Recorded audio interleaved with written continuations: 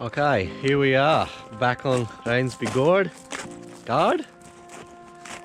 Here we are, Rainsby Gard, and today we've got a new adventure for you.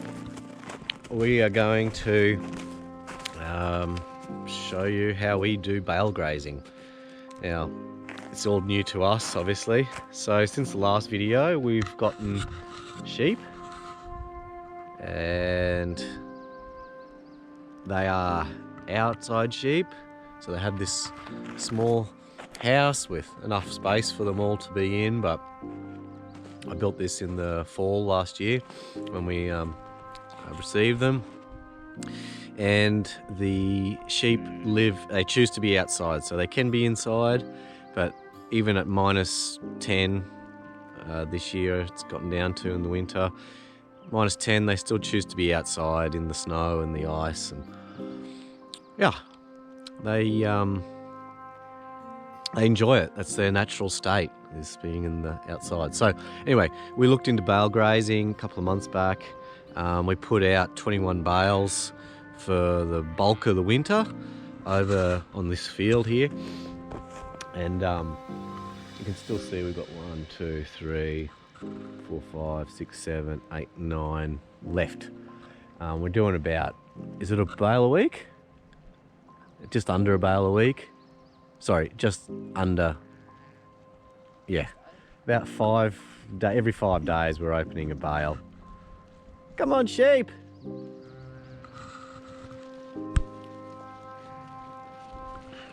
Hello. Anyway, having sheep has turned out to be a real joy, and so far we've got 22. We got 20 ewes and two rams, and we're going to grow the flock as much as we can. Yeah, they think they're getting food, so they're heading inside.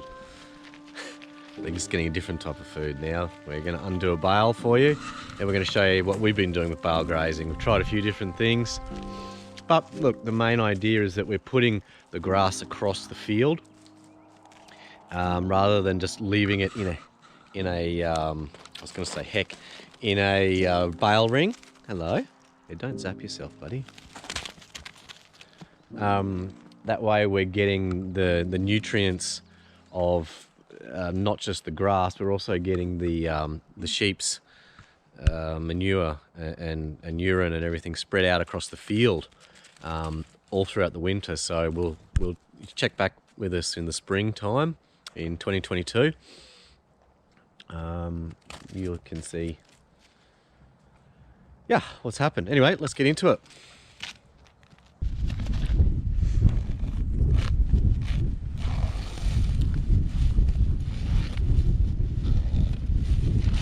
Alright, we're not Greg Judy here. We don't have any bale unrollers. We are the bale unrollers this year. It's my dream to have an ATV with a Greg Judy bale unroller, but this will do us.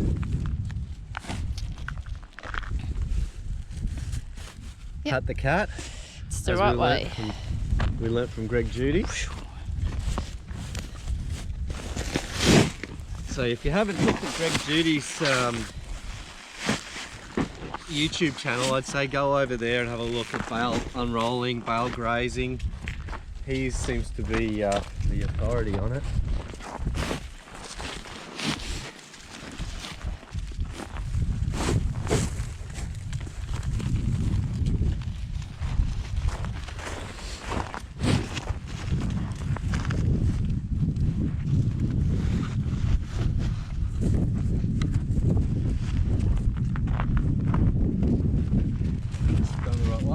Yeah.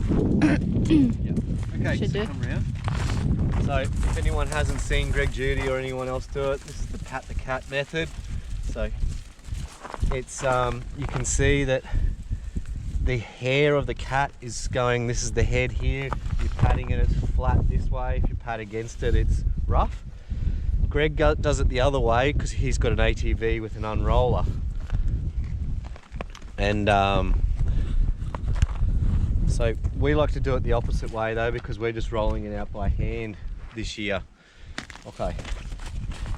See if I can get it. It's a pretty light one. So much ice on the ground.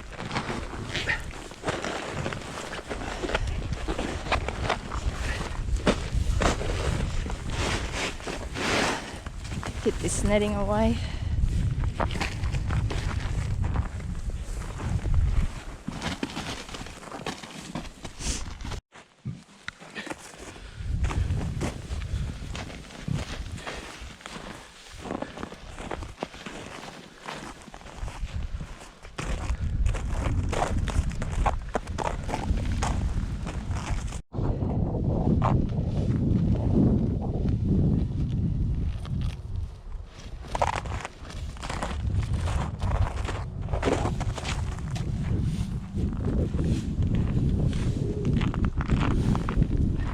So,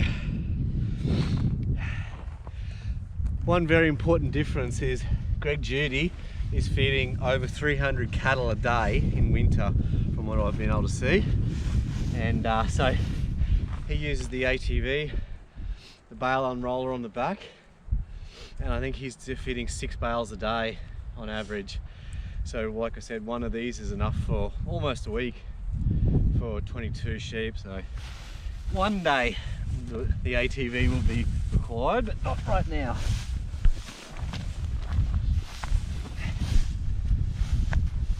And it's good exercise.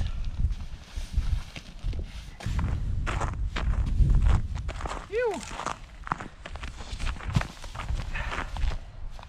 So much easier when the grass is dry. Yes.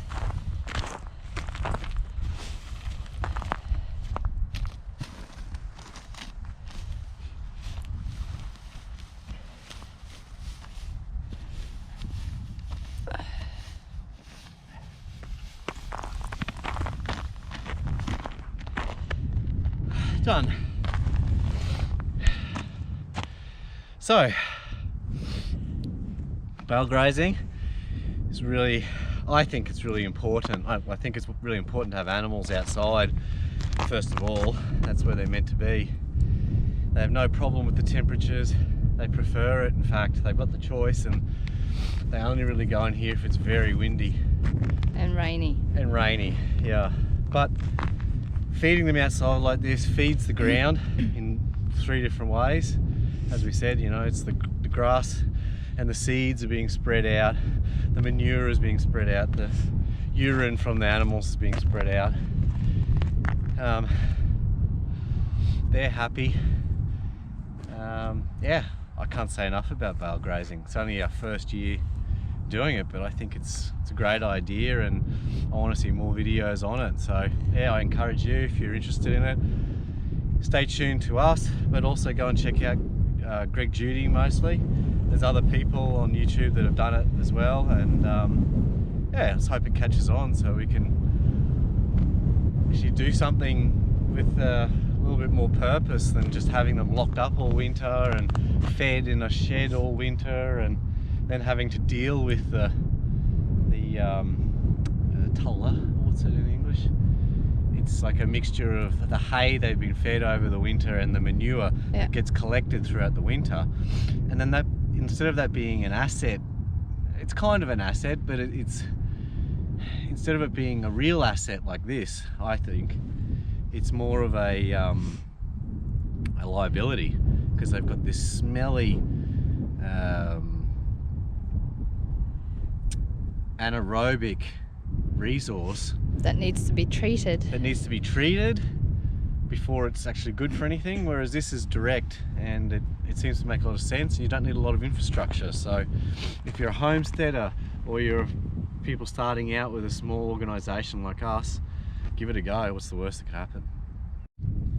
Yes, another big benefit of bale grazing that I failed to mention already. Yes, hello. Hello, darling. One of the major benefits of bale grazing and spreading the grass out across the landscape like this is that all the animals get to eat whenever they want. when you put the feed inside of a bale ring, you get what, maybe 10, 15, maximum 20 animals that can eat all at once. Whereas then the weaker ones are obviously the ones that are going to have to wait. So the strong ones get the best food all the time, they get their pick of it, and then the little ones have to wait their turn. So I mean, I think this is a much fairer system. It spreads it out, it spreads everything out. The animals are spread out, they're not on top of each other. It's enjoyable to watch. So yeah, just to close out, hope you enjoyed the video on bale grazing. We think it's a great idea and we'd like to see more of it, as I said.